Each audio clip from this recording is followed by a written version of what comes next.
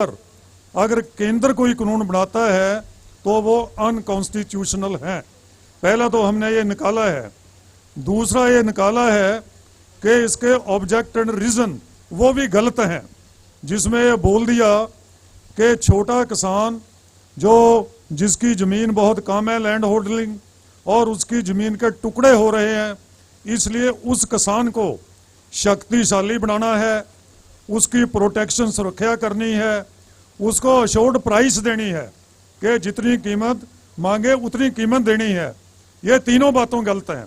हमने रेजोल्यूशन में लिखा कि जो लिखा अपने ऑब्जेक्ट रीजन में, ये टोटल चीट किया फार्मर्स को, ये मिसलीडिंग है। ये तीनों बातों गलत हैं। अगली बात इसमें लिखी है कि आप जो सिस्टम ला रहे हो, ये सिस्टम किसानों की जमीन को under the garb of contract agreement, जो एग्रीमेंट गरीब किसान बहुत बड़े कारपोरेट से, बिग इंडस्ट्रियलिस्ट से करेगा, उसका मुकाबला कोई भी नहीं, तो उसके गार्ब में, उसकी आड़ में आप उसकी जमीन छीन के उन लोगों को देना चाहते हो। और तीसरी बात लिखी है कि इसके अंदर आप अश्योर्ड प्राइस जो बोलते हो, जब प्राइस उसकी तय होगी तो प्राइस दोनों में तय होगी, चाहे वो प्राइस कुछ भी तय करे, पर सेक्शन 4 और 5 के अंदर जब बाद में मूल्य आपको देगा तो उसमें बड़ा कहेगा इसकी क्वालिटी ठीक नहीं, इसकी स्टैंडर्ड ठीक नहीं, इसका ग्रेड ठीक नहीं, आपको मूल्य नहीं मिलेगा। ये सेक्शन 4 और 5 है, ये सबसे खतरनाक है, जो मूल्य आपको कम देगा। अगर उस पर कोई झगड़ा होगा तो झगड़े के निपटारे के लिए जो अगला सेक्शन है 9, उसमें उसकी जुरिडिक्शन एसडीएम को दे दी, जो सिविल कोर्ट से हटा दी। सिविल कोर्ट की जुरिडिक्शन चाहिए। ये एसडीएम डीसी सरकार के अधीन ही काम करते हैं, तो ये हमारा पक्ष में कुछ नहीं करेंगे, हमारे खिलाफ ही चलेंगे। और कारपोरेट सेक्टर के पास तो बहुत अच्छे वकील जो लाखों रुपए लेते हैं वो होंगे, हमारे गरीब किसान वो वकील नहीं कर पाएंगे, इसलिए वो मूल्य भी कम देंगे और जमीन को भी छीनेंगे। इससे अगली बात हमने कही है जो सेक्शन 14 में है कि आप कहते हैं कि जमीन तो आपके पास ही रहेगी, पर सेक्शन 14 में वो जो है जमीन के ऊपर कर्जा क्रेडिट ले सकता है। जब क्रेडिट जमीन पर ले लेंगे तो उसका जो स्पॉन्सर है, बड़ी कंपनी वाला है, वो कर्जा मोड़ेगा नहीं या देश विदेश में भाग जाएगा, जैसे विजय माल्या चला गया या कहीं और चला जाएगा। तो आप जो जमीन के मालिक हैं उसकी रिकवरी आपसे होगी, और रिकवरी एज पर लैंड रेवेन्यू एक्ट होगी, जो पहले ही हम जिसके खिलाफ लड़ रहे हैं। आपकी जमीन अटैच होगी, जमीन की कुर्की होगी, आपका घर अटैच होगा, तो ऐसे जमीन से भी बेदखल होंगे।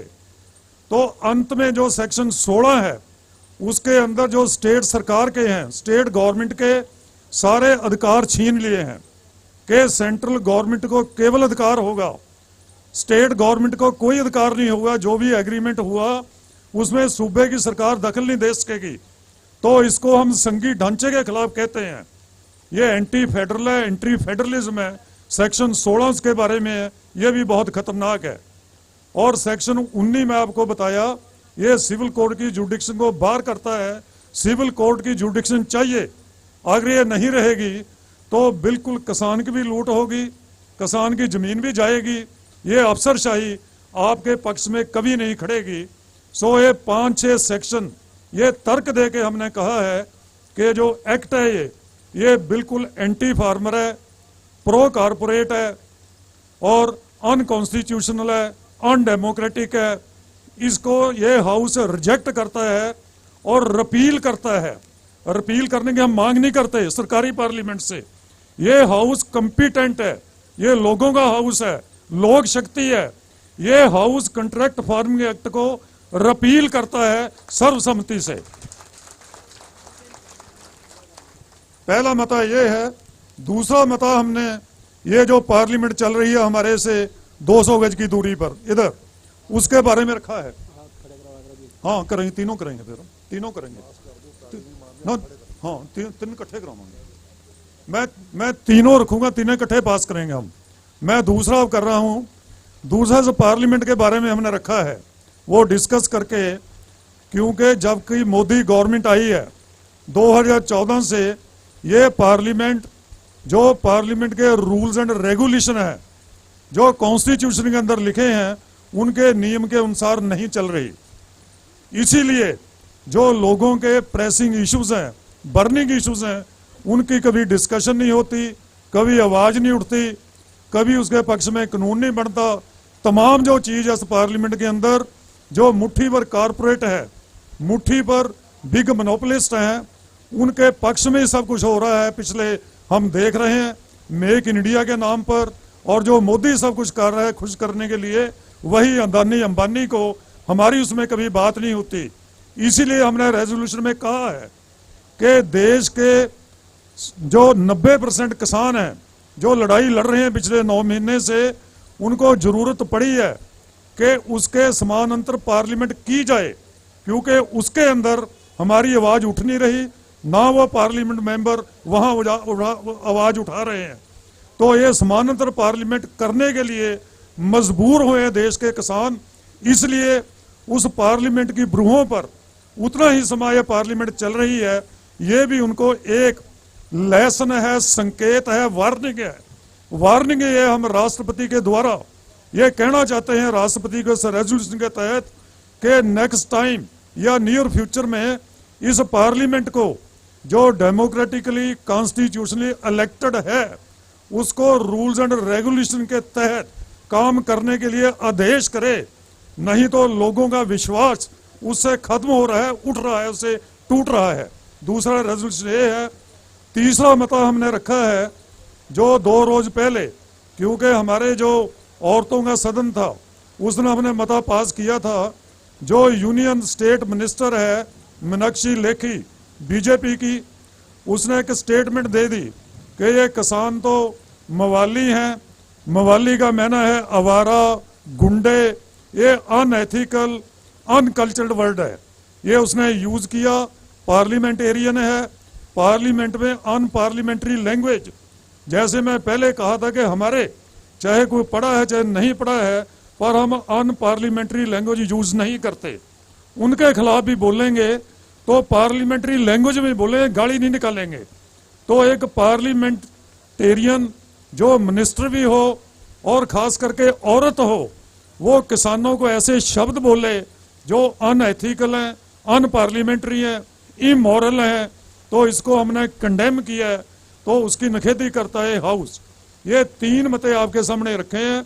अगर आप इन मते से सबसे सहमत हो तो मेरी आपको निवेदन है कि इनको हमको हाथ खड़े करके पास करें ये हाउस। बहुत धन्यवाद। किसान एकता जिंदाबाद,